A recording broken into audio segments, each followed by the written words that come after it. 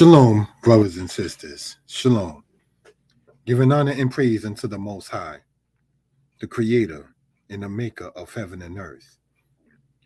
My name is Yeshaya Yisrael, of the tribe of Dan of the nation of Israel.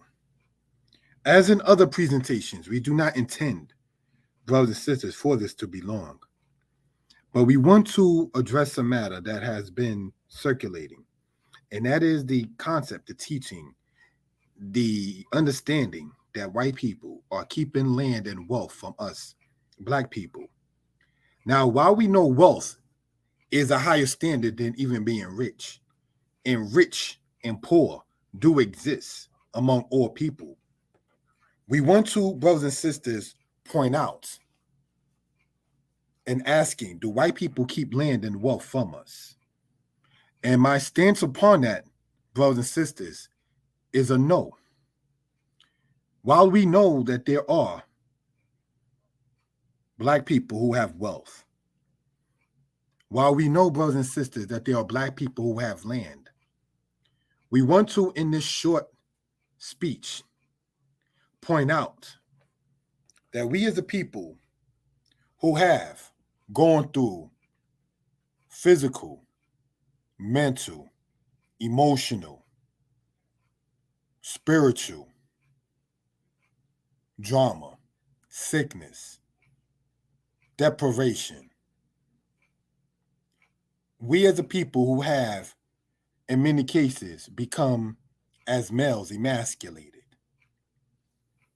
and females have felt as black women that they have to play the role of a man and a woman, as a mom and a dad. While in many cases, we as males are out there saying, promoting, pushing, endorsing that white people are keeping land and wealth from us, and then want or expect the women of our people, who in many cases the woman looks up to the man for this, that, or the third reason, and his response to her or his stance to her is the white man is holding him back. So when you might see, and I do not condone it, swirling, when you might see, and I do not condone it, if you want to get with somebody who's about something, you can't get with a black dude. When you can go and have time as a said black man, and I'm only using these terms for understanding purposes. Everything don't have to be that particularly deep because we know what we're talking about. When the stance is that white people are keeping you from this and that, and we go on online and offline and talk about it, where is the solution for such? Do we, as the general populace of black people, go and reach out to black millionaires and even black billionaires who do not cross the line? And by that line, I'm talking about I must get somebody of a different race in order to be happy kind of line. Or do we say they must be Boule, the black Illuminati? Do we say they must have sold out in order to get that kind of, quote, riches and or wealth?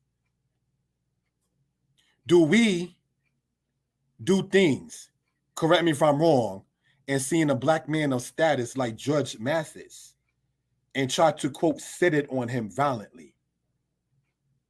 Do we, brothers and sisters, make for, and I like rap music, you understand?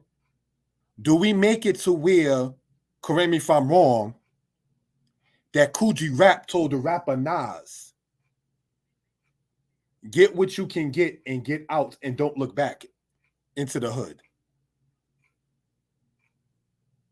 Do we make our people who have, quote unquote, made it feel ostracized? You understand? Do we put down our own people as pointed out and asking and pointing out, that person must have sold out, did something crooked in order to achieve such and such. When a black male becomes a politician, and I'm not saying politicians are the most upright either, is he or she scrutinized by the quote black populace before he or she is able to prove himself or herself?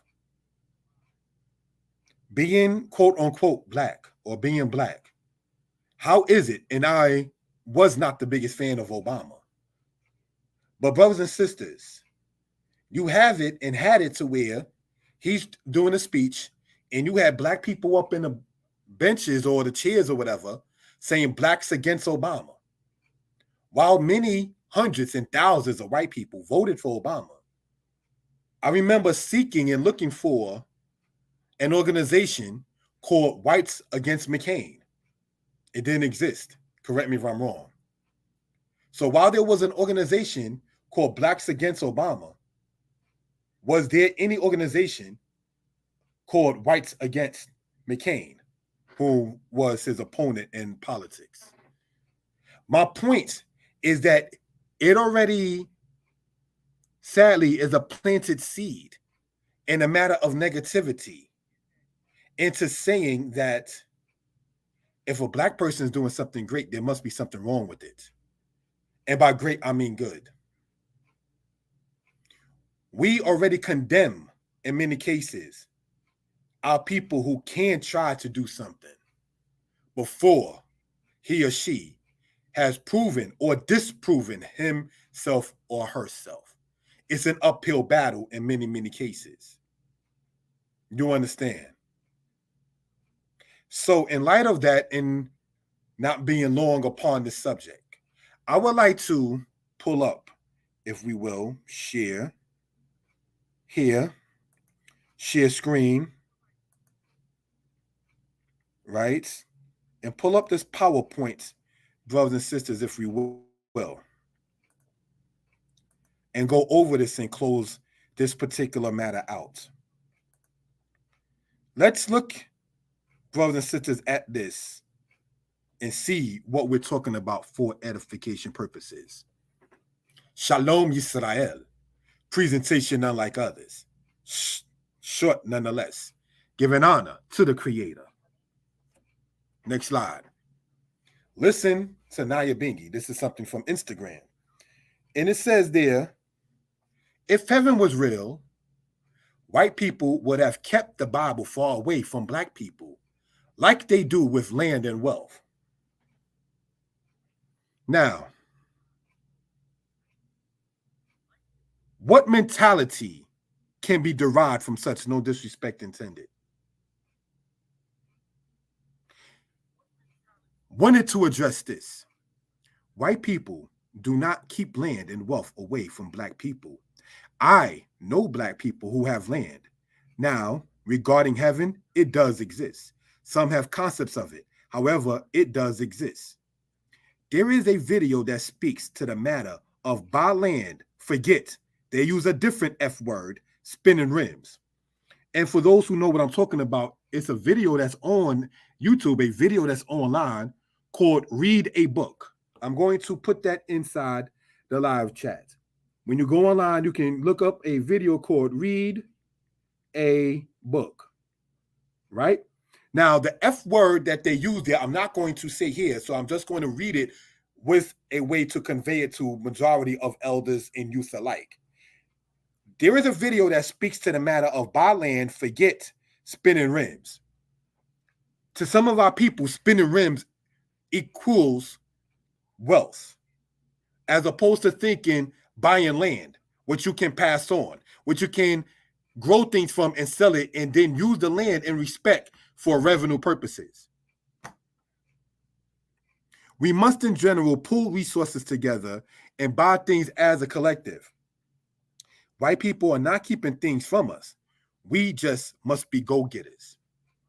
If we understand somebody, say like Robert Smalls, who was born in slavery and became part, if I'm not mistaken, either Congress or part of the Senate, and he passed away, having been born a slave, went, acted like he was part of the military, took a ship and helped free black people. That's Robert Smalls. You can look him up in history, if you will. Right? What about people like, if we will, Matthew Henson, Frederick Douglass, Sojourner Truth, Harriet Tubman? What about people like Hattie McDaniel that was like, that's not wealth. I'm going to stop keeping on portraying that same image. This image that says, listen to Naya Bingi, if heaven was real, white people would have kept the Bible far away from black people like they do with land and wealth. After the Atlantic slave trade was deemed illegal by the British and Parliament and all of that, they had what they called the Scramble of Africa in the 1880s, where this one European nation took part of Africa and another European nation took another part of Africa. I'm going to say this in no disrespect. People eventually, even our people, get tired of hearing somebody talking about how they get beat down all the time. They eventually are going to tell that person anywhere on earth to stand up and defend yourself. The Fugees, they had an album back in the 1990s that said, if you cut the foot off, there will be no more kicking. So don't you think that from the era of the 50s and 60s, of our people being shown oppressed, with the fire hoses upon them, with the sit-ins and all of the stuff that happened in the southern United States, and we keep showing that and showing that and showing that, the world eventually will become numb of our people talking about our oppression. And what will happen, just like anybody else in the world, including our own selves with ourselves, they're going to say, stop complaining, step up, and make the change. And with that, peace. Tune in to what's about to be presented from the congregation. I'm going to shout them out, being a part of it. Shomray Habrit. And if you see this video, I'm going to put that inside of the chat, and it starts momentarily. Shalom. Most High bless.